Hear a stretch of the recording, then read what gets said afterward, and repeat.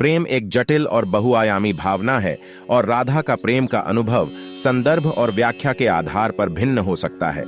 हिंदू पौराणिक कथाओं में राधा भगवान कृष्ण की कहानी में एक केंद्रीय व्यक्ति हैं।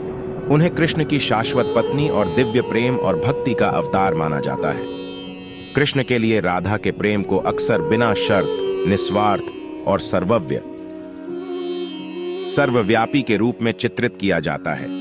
कृष्ण के लिए उनका प्रेम इतना तीव्र और शुद्ध कहा जाता है कि यह सभी सांसारिक सीमाओं और अपेक्षाओं को पार कर जाता है।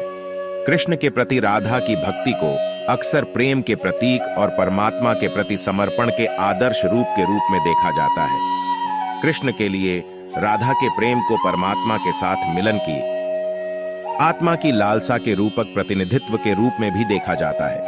इस व्याख्या में राधा व्यक्तिगत आत्मा का प्रतीक है और कृष्ण परम वास्तविकता या ईश्वर का प्रतिनिधित्व करते हैं। राधा के प्रेम को परमात्मा के साथ मिलन की एक गहरी तड़प के रूप में देखा जाता है और उनकी भक्ति आत्मज्ञान और श्रेष्ठता प्राप्त करने के लिए एक आध्यात्मिक मार्ग के आत्मा की लालसा के रूपक प्रतिनिधित्व के रूप में भी देखा जाता है। इस व्याख्या में राधा व्यक्तिगत आत्मा का प्रतीक है और कृष्ण परम वास्तविकता या ईश्वर का प्रतिनिधित्व करते हैं। राधा के प्रेम को परमात्मा के साथ मिलन की एक गहरी तड़प के रूप में देखा जाता है और उनकी भक्ति आत्मज्ञान और श्रेष्ठता प्राप्त करने के लिए एक आध्यात्मिक मार्ग के रूप में कार्य करती है। कुल मिलाकर राधा के प्रेम की विशेषता उसकी तीव्रता, पवित्रता और निस्वार्थता है।